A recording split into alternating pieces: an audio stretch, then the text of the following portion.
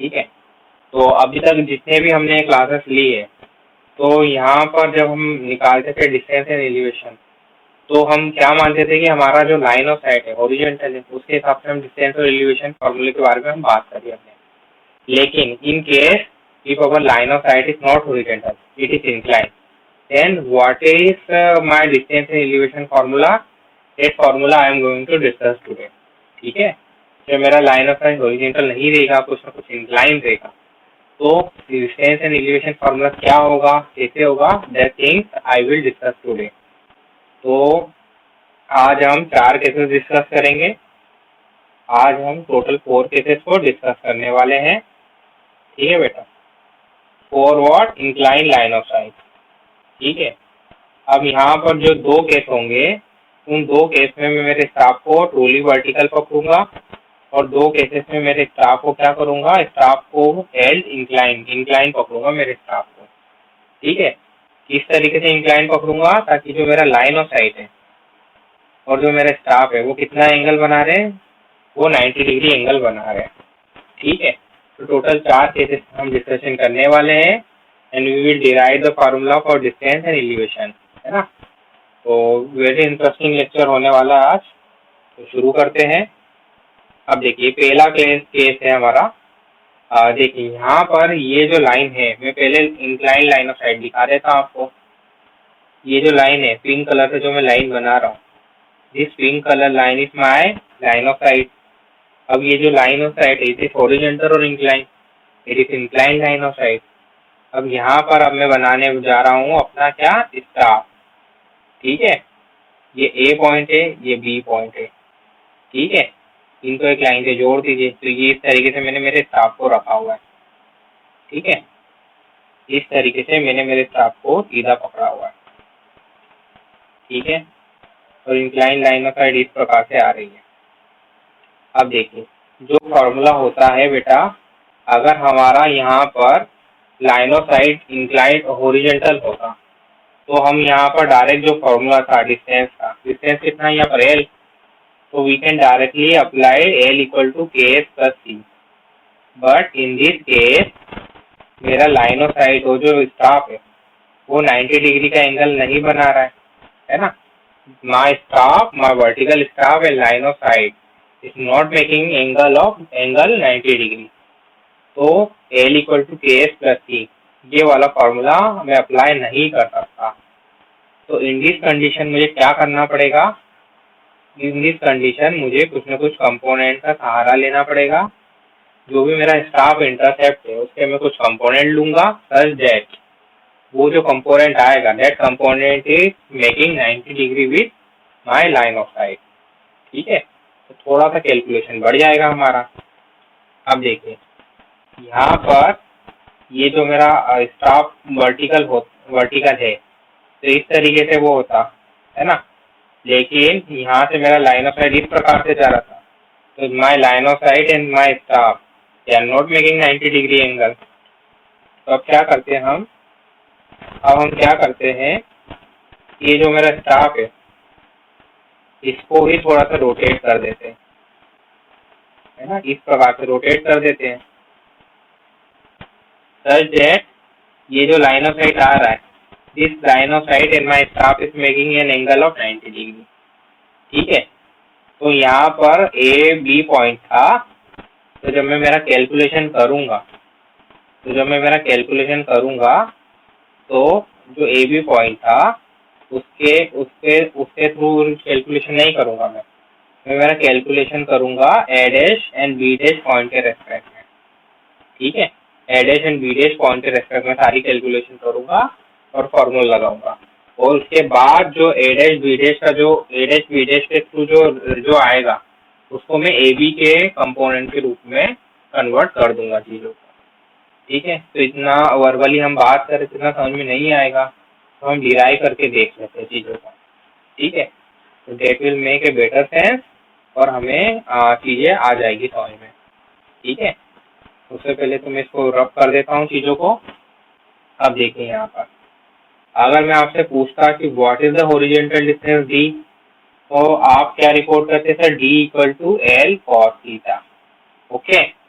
अब यहाँ पर here you cannot apply L equal to Ks plus C. Why? Because my line of sight is not making 90-degree angle with vertical staff. ठीक है, because line of sight is not horizontal. तो यहाँ मुझे L का value निकालना पड़ेगा। तो जब मैं L का वैल्यू निकालूंगा तो L का वैल्यू कितना आ जाएगा? L equal to K A dash B dash plus C आएगा। अब देखिए यहाँ पर this is A dash and this is B dash. Now A dash and B dash को एक लाइन के थ्रू ज्वाइन कर दीजिए। ठीक है, तो ये जो लाइन है this is making ninety degree angle with my line of sight, है ना। तो इन दिस केस ये फॉर्मूला में लगा पाऊंगा। ठीक है बेटा, अब देखिए क्या होता है। अब यहाँ पर जो A डैश B डैश है it is equal to A dash C plus B dash. आप फिगर में देखिए, फिगर में आप देखेंगे तो आपको ये मिलेगा, ये A डैश B डैश जो है इनके बीच में कहीं पे पॉइंट ही होगा। तो A dash B dash equal to A dash C plus B dash C ये होगा। अब आप क्या देखेंगे यहाँ पर कि my A dash B dash equal to AC cos theta plus BC cos theta. आप कंपोनेंट लोगे यहाँ पर, है ना। यहाँ पर this angle is theta degree और ये 90 डिग्री है मान लीजिए। तो इतना कंपोनेंट कितना, तो इतना एंगल जो हो गया वो कितना होगा? 90 डिग्री माइनस थीटा। रुको, हाँ, this is 90 degree, this is theta, then this angle will be 90 minus theta और ये 90 है तो ये पर्टिकुलर एंगल थीटा ही होगा ना, है ना। तो ज्योमेट्री के थ्रू मैं मेरी चीजों को निकाल लूंगा, ट्रिग्नोमेट्री के थ्रू मैं मेरी चीजों को निकाल लूंगा। तो in this case we will find out the value A dash B dash. तो यहाँ से A dash B dash will come out to be AC plus BC और ब्रैकेट में आप लिखेंगे cos theta. Now you will find out that यहाँ पर ये जो AC है और BC है ये टोटल लाइन बना रही है AB। तो you can report that A dash B dash is equal to AB cos theta. ठीक है, with the help of trigonometry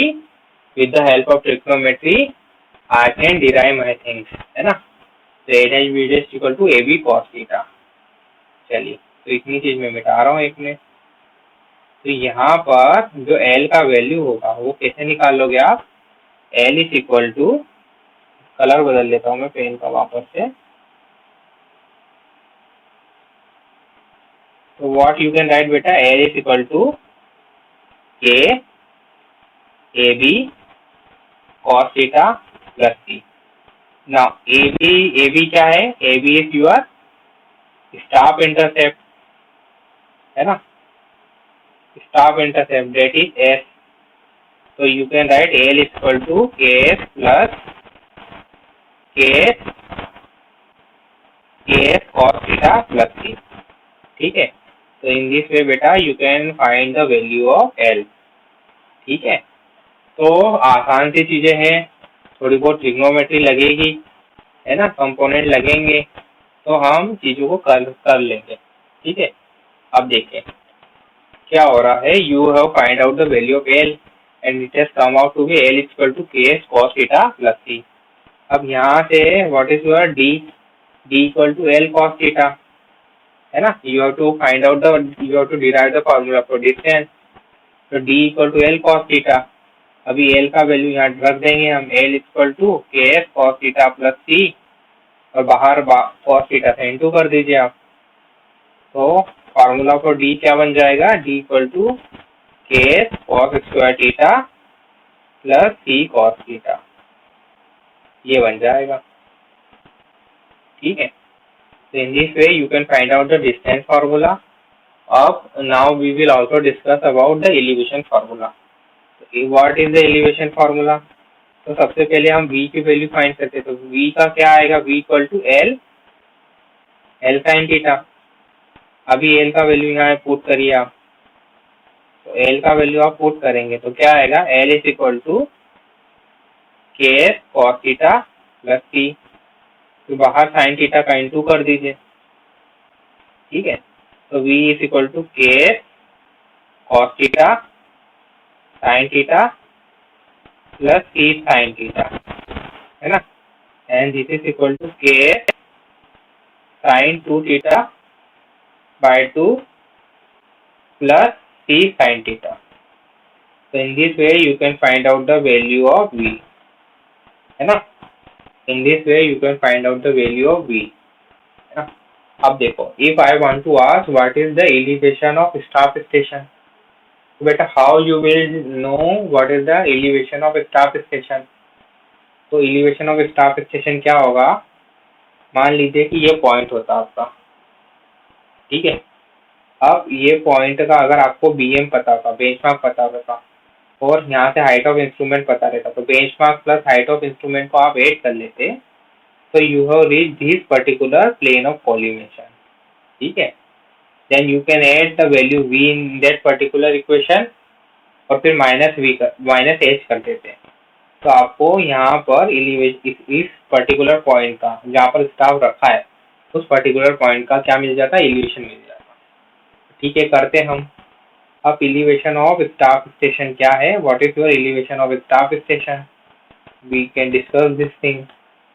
So what is the elevation of your staff station, it is equal to hi, that is height of instrument। what is the elevation of your staff, what is the elevation of your instrument station, है ना। जो भी height of instrument है उसका elevation के साथ आप add करिए v को, फिर माइनस करिए आप h को, then you can get the elevation of staff station। So in this way you can find out the elevation of staff station, you can find the value of d, you can find the value of v, ठीक है। तो बहुत simple case था। तो पर हमारा कोशिश यही है कि we can find formula such that कि हमारा जो लाइन ऑफ साइट और स्टाफ है वो 90 डिग्री एंगल बनाए। यहाँ पर line of sight and staff 90 degree angle नहीं बना रहा था, तो स्टाफ को ही थोड़ा रोटेट कर दिया, है ना। और ए डैश बी डैश के हिसाब से ए डैश बी डैश का वैल्यू निकाला, लेकिन ए डैश बी डैश की वैल्यू आपके पास डायरेक्टली अवेलेबल नहीं था, तो आपने क्या करा, A dash B dash equal to A B cos theta कर दिया। तो इन दिस वे आपने क्या करा, फॉर्मूला डिराइव कर लिया, ठीक है। आसान सी चीजें थी। तो आगे बढ़ते हम लोग, चलिए। सपोज क्या होता, अब जो सेकेंड केस है, मान लो कि if your line of sight is inclined downward, in case one your line of sight is inclined upward, है ना, और स्टाफ कैसा था, वर्टिकल ही था। Here also your staff is vertical but your line of sight is inclined downward. पहले line of sight upward था, now in case two your line of sight is inclined downward. You can see यहाँ पर जो line of side था वो कैसा था, downward था, और केस वन में your line of sight is inclined, यहाँ पर अपवर्ड लिख देते हैं हम लोग, line of sight is inclined upward, ठीक है। अब देखिए, in case two your line of sight is inclined downward, तो सेम ही चीज बनेगा, सेम फार्मूला ही बनेगा, है ना। डी और वी का सेम फार्मूला ही बनेगा, but in this case if I am going to ask you what is the elevation of staff station, then what is the elevation of staff station beta, what is the elevation of staff station, it is come out to be height of instrument, जो भी ये इस particular plane का, plane of कॉल्यूमेशन का जो height है, that is height of instrument, है ना। प्लेन ऑफ कॉल्यूमेशन का जो हाइट है या फिर हाइट ऑफ इंस्ट्रूमेंट है, उसके साथ आप v को ऐड कर देना, फिर उसमें से v को माइनस करना, फिर h को माइनस करना, तो आप इस पर्टिकुलर पॉइंट पे आ जाएंगे। देखिए यहाँ पर आप मैं वापस से इसको पेन का कलर बदलते हुए चीजों को बता देता हूँ। देखिए आप इस पर्टिकुलर प्लेन पे थे, हाइट पे थे। अब इसमें से इतना जो वैल्यू है, दिस वैल्यू इज v, इसको माइनस करिए, फिर इसमें से ये पर्टिकुलर वैल्यू है h की वैल्यू को माइनस करिए, तो इस पर्टिकुलर जगह का, है ना, इस पर्टिकुलर जगह का एलिवेशन या फिर हाइट आ जाएगा आपके पास। ठीक है, तो in this way you can find out the elevation of staff station. अब इन दिस केस क्या करना है, I have already told you कि formula for D and V क्या रहेगा, सेम रहेगा, है ना। बस आपको थीटा का जो साइन है प्लस माइनस उस हिसाब से चीजों को करना है। ठीक है, हालांकि उसका फर्क नहीं आएगा, क्योंकि मैग्नीट्यूड वाइज हम चीजों को निकालेंगे, है ना, मैग्नीट्यूड वाइज निकालेंगे। ऐसा मत समझना कि ये फोर्थ क्वाड्रेंट में है, पर्टिकुलर क्वाड्रेंट में है। ठीक है, यहाँ पर तो हम मैग्नीट्यूड निकाल रहे हैं। चलिए, तो आगे बढ़ेंगे, हम आगे बढ़ते हैं हम लोग। Moving forward to case number 3। Case number 3 पे चलते हैं। Case number 3, in case number 3 हमने क्या करा है, suppose this is our line of sight, और यहाँ पर लाइन ऑफ साइट के परपेंडिकुलर हमारा आ गया है staff. Staff is making 90 degree angle with my line of sight. Although my line of sight is inclined upward, but it is making 90 degree angle with my staff. Staff को ही झुका दिया है। ठीक है, तो यहाँ कंपोनेंट लेने की आवश्यकता नहीं है। एल इज इक्वल टू जो के ए डैश बी डैश निकाला था, यहाँ एल इज इक्वल टू के ए बी प्लस सी, जो भी चीज है वो चीज हम लोग कर देंगे। अब देखिए क्या करना है हमको, क्या करना है हमको, अब देखते हैं। अब देखिए यहाँ पर तो मैं direct L equal to K S plus सी लगा सकता हूँ, है ना। फर्स्ट थिंग तो ये है, क्योंकि my staff is making 90 degree angle with my line of sight. Okay, तो ये चीज हम लोग कर सकते हैं। अब देखिए यहाँ पे करना क्या है। अब यहाँ पर you can see the horizontal distance equal to D, है ना। अब यहाँ पर ये जो लाइन ऑफ साइट है ना, इसका हम क्या ले लेते हैं, हॉरिजॉन्टल दिशा में कंपोनेंट ले लेते हैं। तो it will come out to be L cos theta. लेकिन ये पूरा डिस्टेंस डी तो बना नहीं रहा है, तो कुछ ना कुछ एडिशनल डिस्टेंस और ऐड होगा, तब जाके मेरा डी, कैपिटल डी की वैल्यू आएगा। तो बेटा वो एक्स्ट्रा डिस्टेंस क्या है, पहले तो हम उसको निकालते हैं। तो देखिए यहाँ पर क्या हो रहा है कि आपने अपने स्टाफ को इस तरीके से पकड़ा है, such that it is making 90 degree angle with my line of site. Staff को ऐसा नहीं पकड़ा है आपने, सीधा नहीं पकड़ा है, स्टाफ को थोड़ा सा इंक्लाइन कर दिया आपने, ताकि वो स्टाफ इससे 90 डिग्री एंगल बना दे with my line of sight. ठीक है, ये चीज बोला है मैंने। अब देखिए क्या हो रहा है।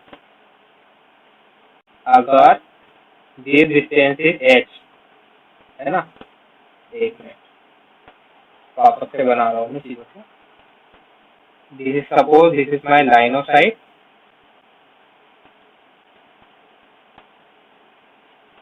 And this is my staff, है ना।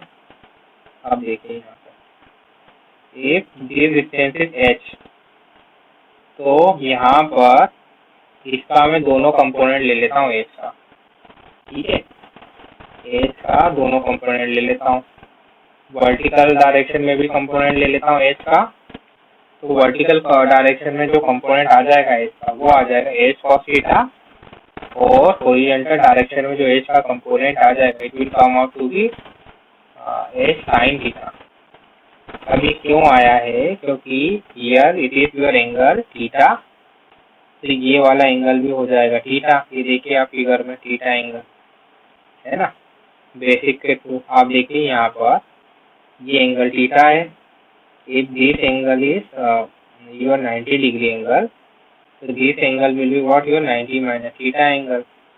So this angle will be theta, then this angle will be also theta. तो हम बेसिक ट्रिग्नोमेट्री और बेसिक रूल के थ्रू में चीजों को हल करने वाले हैं। ठीक है, तो यहाँ पर when I will derive the formula for D, so D is equal to L cos theta plus H sin theta, है ना। अब if I ask you find out the formula for V, so what is V? V क्या है? V क्या है हमारा? V क्या है? V equal to L sin theta. Directly हम V equal to L sin theta लिख सकते हैं। देखो व्हाट इज L? L क्या है यहाँ पर? L मैं ऊपर लिखता हूँ। L क्या है हमारा? L is equal to L क्या है? L equal to KS plus C direct लिख दूंगा ना यहाँ पे, तो L is equal to KS plus C direct लिख दूंगा because my line of sight is making what 90 degree angle with my staff. So what will be your formula for D? D equal to KS plus C cos theta plus H sin theta. इस तरीके से आप D का formula निकाल लोगे। ठीक है, अब देखो यहाँ पर आप V भी निकाल ही लो। V equal to L sin theta, that is KS plus C into sin theta. So in this way you can find out the formula for V. Now again if I ask you what is the elevation of staff station, तो क्या बोलोगे आप? If I ask you what is the elevation of staff station, क्या करना? यहाँ तक क्या था आपका पास? HI है ना। अब यहाँ पर HI के साथ आप V को ऐड कर दोगे तो आप यहाँ पे पहुँच जाओगे। फिर यहाँ से आपको कुछ ना कुछ दूरी घटानी पड़ेगी, ये वाली दूरी। क्या आ जाएगा? Elevation of staff station is equal to HI plus V minus ये डिस्टेंस। अब ये डिस्टेंस क्या है बेटा? H cos थीटा ही है ना। तो elevation of staff station equal to HI plus V minus H cos theta. So in this way you can find out what will be your elevation of staff station. ठीक है, चीजें बहुत आसान थी। चलिए आगे बढ़ते हैं। अब देखो, now in the fourth case we have our line of sight inclined downward and staff held vertical। ठीक है, तो यहाँ पर क्या हो जाएगा? जो D है, यहाँ पर D में क्या हो जाएगा? D में जो डिस्टेंस है यहाँ पर D की वैल्यू यहीं पे खत्म हो रही है ना। लेकिन L cos थीटा की वैल्यू यहाँ तक जा रही है। कहाँ से? यहाँ से लेके यहाँ तक जा रही है, तो कुछ एक्स्ट्रा वैल्यू को घटाना पड़ेगा। सिमिलरली ट्रिग्नोमेट्री का ही यूज कर रहा हूँ मैं। तो यहाँ पर जो है पिछले केस में H sin थीटा ऐड हो रहा था है ना। पिछले केस में जो हो रहा था हमारा, पिछले केस में जब मैं D का वैल्यू निकाल रहा था तो H sin थीटा ऐड हो रहा था, लेकिन यहाँ पर H sin थीटा क्या हो रहा है? माइनस हो रहा है। H sin थीटा यहाँ पर माइनस हो, when my line of sight is inclined downward। एक ये पॉइंट याद रखना है आपको। ठीक है, बाकी चीजें तो वही है, सेम है। बाकी चीजें तो सेम है। L cos theta plus H sin theta case number 3 में हो रहा था, लेकिन केस नंबर 4 में D equal to L cos theta minus H sin theta हो जाएगा। ठीक है, तो यहाँ पर ये चीज लिखी है हमने, ये चीज हमने लिखी है। अब हम आपसे पूछ ले कि व्हाट इज V क्या बोलोगे? V equal to L sin theta. Same चीज, V का वैल्यू तो आपको छेड़ना नहीं है, V तो सेम ही रहेगा। ठीक है, अब मैं आपसे पूछता हूँ कि what is the elevation of staff station. If I ask you what is the elevation of staff station, तो क्या बोलोगे आप? देखिए, अब what is the elevation of staff station, तो आपको यहाँ तक की जो हाइट थी, ये जो हाइट थी, पेन का कलर बदल लेते हैं।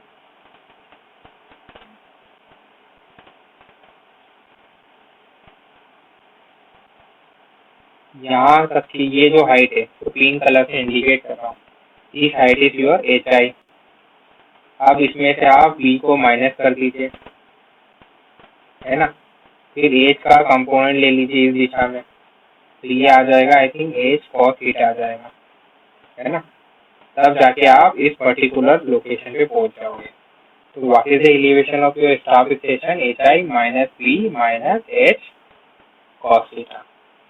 So in this way you can derive your thing you can derive your formulas for distance and as well as elevation। तो काफी सिंपल चीजें थी जो हमने डिस्कस कर ली है। तो आगे बढ़ते हैं। देखिए अब जो आगे जो चीज डिस्कस होने वाली है, तो these are not that much important from your gate point of view, but we are discussing it because if something is in syllabus we must discuss it। ठीक है, ठीक है। अब हम जो डिस्कस करने वाले हैं that is movable hair method या vertical base sustains method.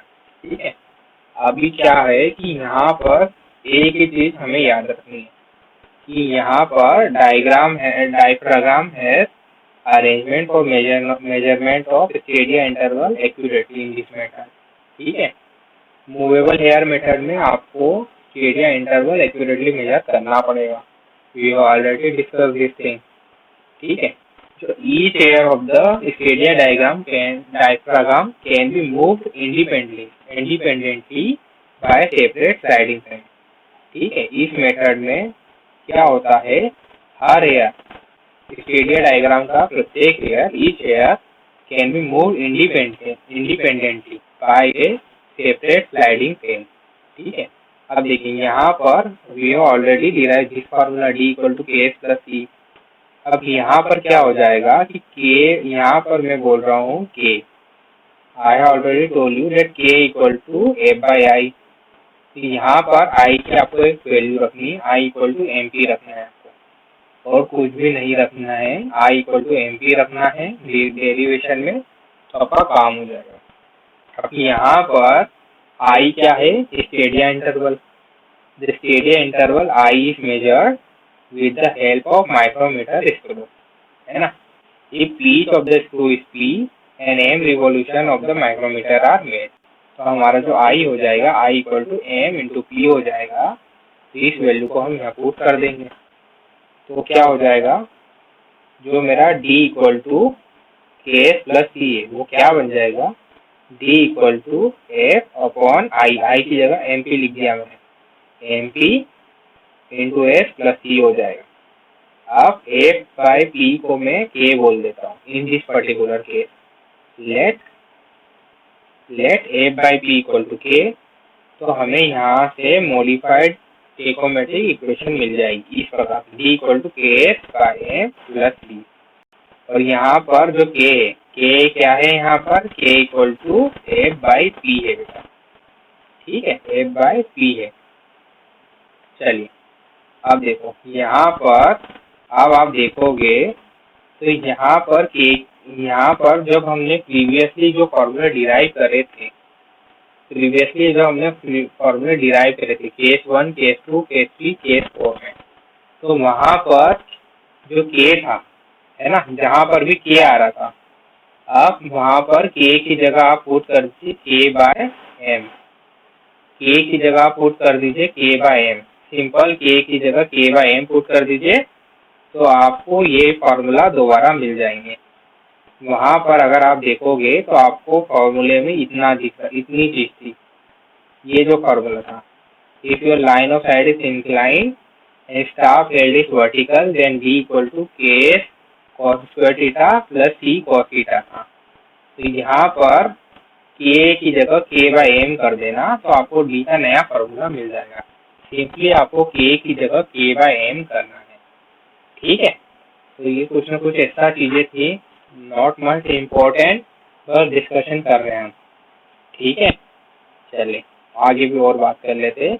Advantage of movable hair method, देखो ये भी स्टेडिया मेथड ही एक प्रकार है, लेकिन ये भी स्टेडिया मेथड ही है, but as compare to that your fixed hair method, movable hair method जो है ये हमारे फिक्स्ड हेयर मेथड से ज्यादा एक्यूरेट है फॉर लॉन्ग साइड।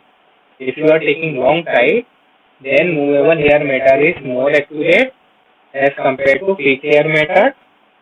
ठीक है, अब देखो ठीक है, अब देखो डिसएडवांटेज ये, अब डिसएडवांटेज क्या है बेटा, अब इन दिस मेथड आपको क्या करना है, स्टेडिया इंटरवल एक्यूरेटली मेजर करना है, तो इसमें टाइम लगेगा। तो this method is very slow method, this is one of the disadvantage. अब another disadvantage is that it is very difficult to measure stadia interval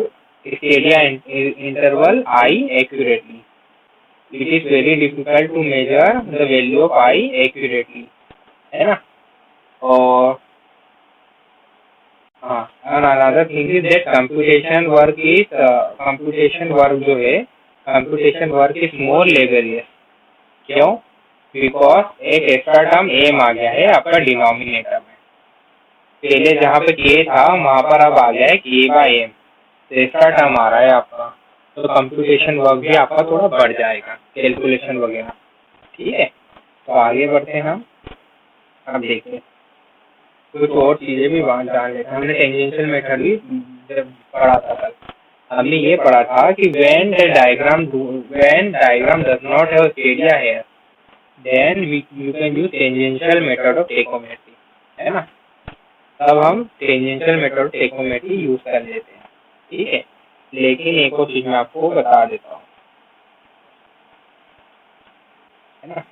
जब भी स्टाफ बहुत दूर है फ्रॉम इंस्ट्रूमेंट है ना, और हमें स्टाफ की रीडिंग पढ़ना थोड़ा डिफिकल्ट है, then also we can use tangential method of trigonometry, है ना.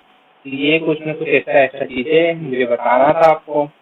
अब देखो इन दिस केस क्या होता है बेटा, in tangential method of trigonometry a staff is fitted with two big targets, है ना, two big target spaced at a fixed vertical distance s of 2 or 3 metre. ठीक है, यहाँ पर इस मेथड में एक स्टाफ, यहाँ लिखा है मैंने, in this method a staff is fitted with two big targets. The targets are spaced at a fixed vertical distance s of 2 or 3 meter. The targets are sighted. ठीक है. अब देखो इन दिस केस यहाँ पर ये जो मेथड है, इस मेथड में, इस टेंजेंशियल मेथड में we have to do two observation of vertical angle θ1 and vertical angle θ2. तो दो वर्टिकल एंगल का हमको ऑब्जर्वेशन करना है by sighting the two target. दो टारगेट को साइट करना है, then we can measure the two vertical angle. It is vertical angle θ1 and vertical angle θ2. These are measured by sighting the two targets. Now horizontal distance d and vertical intercept v are computed from the value of s θ1 and θ2. s क्या है? s क्या है हमारा? Staff intercept है हमारा. ठीक है, तो vertical distance d, horizontal distance d and vertical intercept v, इसका कंप्यूटेशन कर लेंगे with the help of your s value and θ1 and θ2 value. ठीक है, तो इसमें भी कुछ केस बनता है. Let us discuss that case. Suppose कि यहाँ पर मैंने आपको पहले बताया था कि ये जो टेंजेंशियल मेथड है, it is similar to trigonometrical levelling method. उसके जैसा थोड़ा सा है. ठीक है, तो देखो उसके जैसा थोड़ा सा, तो उसके जैसे थोड़ी सी चीज भी लगेगी यहाँ पर. तो ठीक है, तो यहाँ पर if I ask you what is the value of v, तो आप यहाँ से v की वैल्यू बता सकते हैं. v equal to d tan θ2. आपको डायरेक्टली आप ट्रिग्नोमेट्री के थ्रू देखोगे, इफ दिस एंगल इज θ2, ये मेरा टारगेट था एक, इसको साइड करा बी को, और ये दूसरा टारगेट था, इसको साइड करा ए को, है ना. इनके बीच में जो डिस्टेंस था उसको मैंने स्टाफ इंटरसेप्ट बोल दिया एस. ठीक है, अब यहाँ से if I ask you what is the value of v, v equal to vertical intercept equal to v equal to d tan θ2. ठीक है, with the help of trigonometry आप ये रिपोर्ट कर सकते हैं. बट अब आपसे माइंड में ये क्वेश्चन है कि what is the value of D. D कैसे निकालेंगे? तो डी आप कैसे निकालेंगे? तो सपोज यहाँ पर if I ask you that S plus V equal to D tan θ1, है ना. With the help of diagram आप देखिए, दिस इज एस और ये वैल्यू है आपका v. So s plus v equal to d tan θ1 है. Similarly, you can report that v equal to d tan θ2. v equal to d tan θ2. So in this way, you can get two equations. आप equation 1 minus equation 2 कर देना, then you will get the value of S. S क्या है? S is equal to D, S is equal to D tan theta 1 minus tan theta 2। ठीक है, अब यहाँ से डी निकाल लेंगे हम। D equal to S upon में tan theta 1 minus tan theta 2। So in this way we can compute the value of d. Okay, and once we computed the value of d, you can put this value of d in the equation for v, और आप v का value भी, vertical intercept का value भी आप निकाल लेंगे। ठीक है, तो वेरी सिंपल मेथड है, टेंजेंशियल मेथड ऑफ टेकोमेट्री। अब इसमें दो केस बनेंगे, इसको भी आप कर सकते हैं with the help of date only. So here also you can compute the value of d, and after calculation I have find out that d equal to 10। यहाँ पर theta 2 angle is bigger as compared to theta 1 angle, so d equal to s tan theta 2 minus tan theta 1। Okay, now what is the value of v? V equal to d tan theta 2। तो very simple है ना, simple तरीके से आपने चीजों को कर लिया। ठीक है, नाउ केस 3 पे जाइए। नाउ इन केस 3, एक बार तो आपका एंगल ऊपर है, एक बार लाइन ऑफ साइट के नीचे है ना, सॉरी ऐसा समझिए आप। ये जो केस था, यहाँ पर दोनों एंगल ऑफ डिफ्लेक्शन थे। ठीक है, यहाँ पर और यहाँ पर अगर आप देखते तो दोनों एंगल हाइट ऑफ इंस्ट्रूमेंट के ऊपर बन रहे थे। ठीक है, लेकिन ये जो थर्ड केस है, यहाँ पर एक एंगल ऊपर बन रहा है, एक एंगल नीचे बन रहा है, एंगल ऑफ डिफ्लेक्शन है। तो इन दिस केस क्या हो जाएगा? इन दिस केस वापस से आप d निकालिए, तो d क्या हो जाएगा? d equal to S upon में tan theta 1 minus tan theta 2 ही होगा। ठीक है, इसका भी हम डेरिवेशन कर सकते हैं, वैसे तो कर लेते हैं इसका भी डेरिवेशन। अब देखिए, if this distance is s, तो इतना डिस्टेंस क्या हो जाएगा बेटा? This distance is equal to s minus v। ठीक है, तो what is s minus v? s minus v equal to d tan theta 1। Now what is v? v equal to d tan, s minus v equal to d tan theta 1, then v equal to d tan theta 2। Okay, now plus कर देंगे हम इनको दोनों को।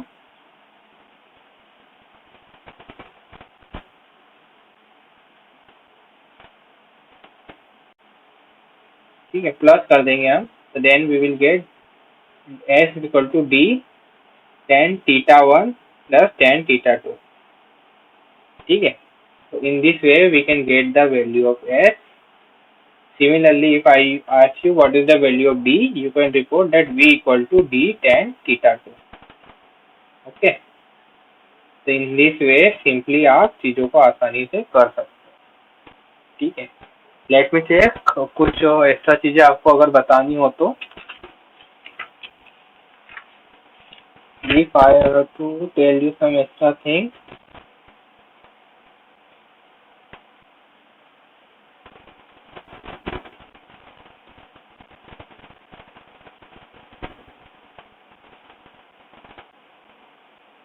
ठीक है, यहाँ तक मुझे लग रहा है ठीक है, इतना ही बताना है आपको।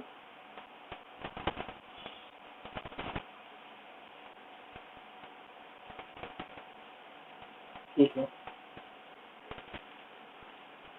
अब यहाँ पर अगर कहीं कहीं बुक में एक चीज मैं आपको बता देता हूँ कि कहीं कहीं बुक में यहाँ पे माइनस साइन हो सकता है, क्योंकि यहाँ पर ये जो एंगल था, ये एंगल ऑफ डिफ्लेक्शन था। एक एंगल ऊपर था, एक एंगल नीचे था, तो दोनों का साइन अलग हो जाता है। इस प्रकार से कहीं कहीं बुक में दिया होता है, ये पॉइंट आपको बताना था मुझे।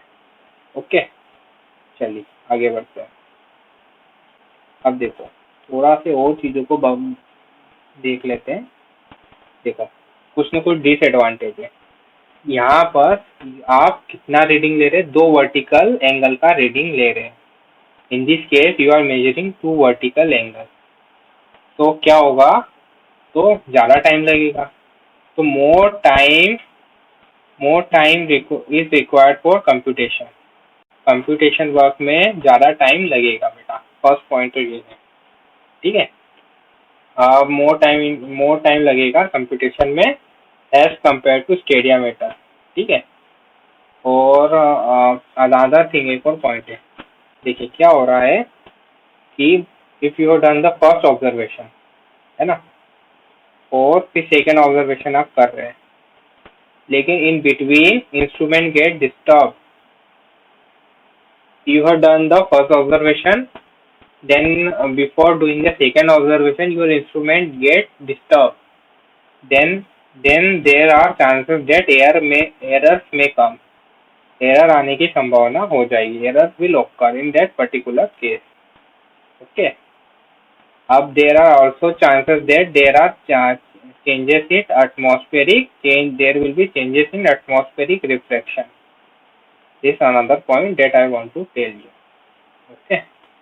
तो काफी सारी चीजें हो गई है। एक आसान सा क्वेश्चन भी कर लेते हैं हम, ठीक है। अब देखिए, अब मैंने क्या करा कि मैंने रीडिंग लिया। In this reading my line of sight is horizontal, staff is held vertical. तो सिंपल फार्मूला बन जाएगा D equal to K S plus सी। जो अभी डेरिवेशन करा आज की क्लास में उसका यहाँ पर कोई रोल नहीं है, क्योंकि here my line of sight is what? Horizontal, not incline. तो जो डेरिवेशन में सिंपल फार्मूला हमने याद करा था टेकोमेट्री डिस्टेंस इक्वेशन, उसका मैं यूज करूंगा। Simply by using it, I can report the value of d। तो d equal to k plus c। तो k का वैल्यू है 100। s is equal to what? s is equal to what? Your 1.620 minus 0.950। 1.620 minus 0.950। Then you can get the value of s plus c। c equal to 0.15। That is given in the question। Then in this way you can directly find out the horizontal distance d as asked in the question। It will come out to be around 67.15 meter, okay। तो काफी आसान सी चीजें थी, हमने देख लिए। एक और क्वेश्चन देख लेते हैं हम। अब देखिए, अब determine the distance between instrument station P and staff station Q from the following data। HI, height of instrument is given।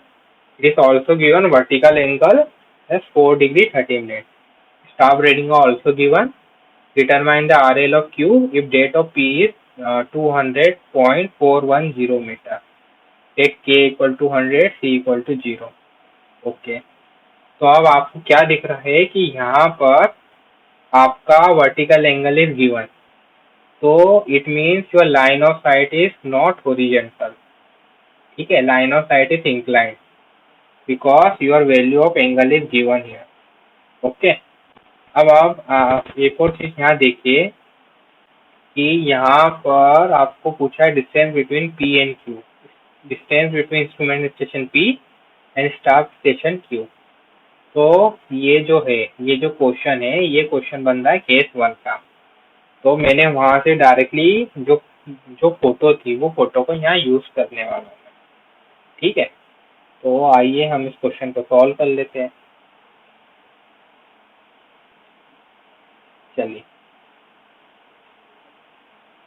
चलिए अब हम क्वेश्चन को सॉल्व कर लेते हैं। चलिए क्या हो रहा है यहाँ पे बेटा कि here it is asked about horizontal distance. Here it is asked about horizontal distance. तो हॉरिजॉन्टल डिस्टेंस d क्या होता है as per the case 1? d equal to, सबसे पहले तो फॉर्मूला लिख दीजिए जो हमने निकाला था हॉरिजॉन्टल डिस्टेंस d के लिए। तो एक काम करते हैं, हम यहाँ से केस 1 का फॉर्मूला ढूंढते हैं पहले, तो उसको यहाँ डायरेक्ट ले आते हैं। क्या था लिखने? d इक्वल, ये तो केस 2 हो गया ना, केस 3 हो गया। तो first of all let's see what is the formula for d। तो यहाँ पर आप देखिए कि d का जो फॉर्मूला है, इसको मैं ले चलता हूँ वहीं पर।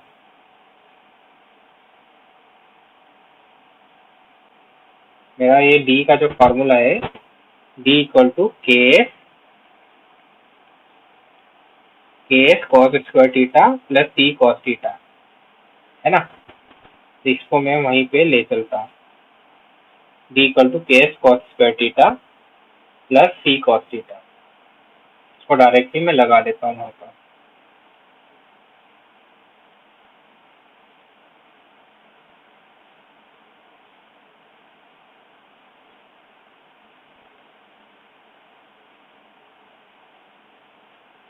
चलिए, तो मैं अप्लाई करता हूँ यहाँ पे, D equal to K S cos square theta plus C cos theta. ठीक है, तो यहाँ पर मेरा सी का वैल्यू कितना है? मेरा यहाँ पर अगर आप देख रहे हैं तो मेरा सी का वैल्यू है 0।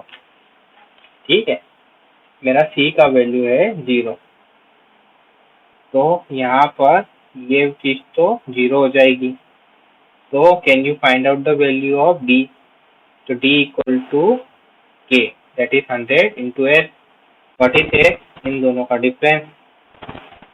तो एस कितना हो जाएगा? 1.351 माइनस 0.645, है ना। तो ये हो जाएगा। अब cos square theta, so that is cos square 4 degree 30 minutes. You can write this thing. So in this way you can find out the value of d. तो d कितना आ जाएगा? Your d will come out to be around 70.165 metre. Okay, ये आपका d का value आ जाएगा बेटा। Now if I ask you what is the value of v, तो v कैसे निकालोगे? v इक्वल टू हाफ के एस साइन 2 थीटा प्लस यहाँ पे जो टर्म आ रहा था वो तो 0 ही आएगा क्योंकि c का वैल्यू 0 है। तो यहाँ से आप v निकाल लेना। तो v equal to half 100 into S. S का वैल्यू आप यहाँ पुट कर देना। एस का वैल्यू आप पुट करना है यहाँ पर। तो यहाँ पर आप साइन 2 थीटा है तो साइन 4 डिग्री 30 मिनट यानी 9 डिग्री, है ना। 2 थीटा करूंगा मैं, तो 2 टाइम्स 4 डिग्री 30 मिनट करूंगा यानी 9 डिग्री कर दूंगा, साइन 9 डिग्री कर दूंगा मैं। तो I will get the value of बेटा what? V. I will get the value of V. यहाँ से v का कुछ वैल्यू आएगा, it will come out to be around 5.522 metre. ठीक है, now if I ask you what is the R L of Q? R L of Q equal to R L of P, है ना। Are L of P से ही जाऊंगा मैं। अब R L of P is what? 200.410। Suppose this point is P and this point is Q. ठीक है, तो R L of Q equal to R L of P plus H I minus V.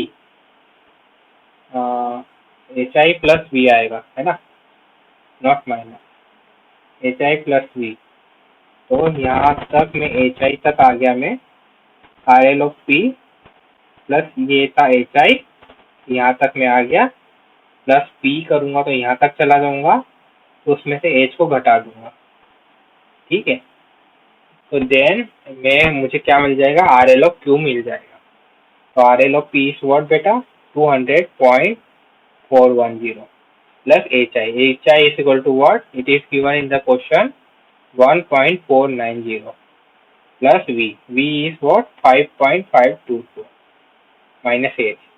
H is, H का value given है 0.998। 0.998।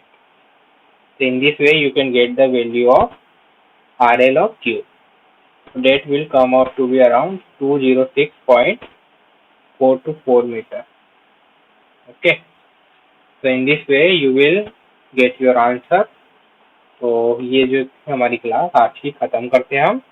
हमने काफ़ी सारे concept को बना लिया है, चीज़ों का एनालिसिस करना सीख लिया है। आई होप आपको चीज़ें समझ में आ रही होगी और हम अगली क्लास में मिलते हैं। तब तक आप मेहनत करते रहिए। Good bye.